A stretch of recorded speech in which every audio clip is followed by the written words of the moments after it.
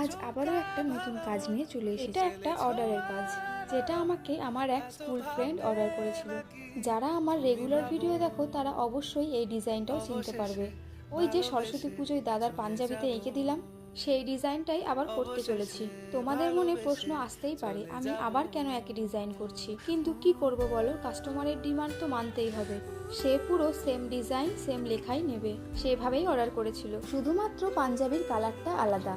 পাঞ্জাবিটা বেশ অনেক দিনই হলো করেছি, ওই ভিডিওটা এডিট করা হয়নি, তাই তোমাদের সাথে শেয়ারও করা হয়নি। ওই যে আমি একটু ল্যাথ করাছি, সে যাই হোক।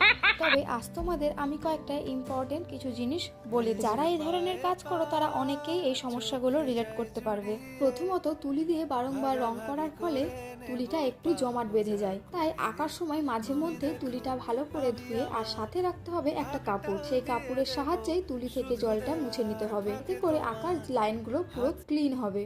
আর একটা বিষয় যেটা আমি ভুল করে পস্তিয়েছি সেটা হলো এই কাজ করার পর আয়রন করতে গিয়ে। এই ভুলটা তোমরা কখনোই করবে না। ডিরেক্ট রঙের ওপর কখনোই আয়রন মেশিন বসাবে না। পাঞ্জাবিটা উল্টো করে তারপর আয়রন মেশিন দিয়ে আয়রন করবে, তা না হলে রংটা পুরো ঘেঁটে যাবে। যারা নতুন কাজ করছো তারা এই ধরনের সমস্যার সম্মুখে পড়বে। তাই আমি যতটা সম্ভব হয় আমার ভিডিওর মাধ্যমে তোমাদের এই জিনিসগুলো জানিয়ে দেওয়ার চেষ্টা করি। আর এদিকে আমার এই পাঞ্জাবিটা পিওর সুতি না হওয়ায় ডাবল কোট করে কালার করতে হয়েছে। পাঞ্জাবিটা যেহেতু আমি কিনিনি তাই আমাকে এই সমস্যার মধ্যে পড়তে হয়েছে।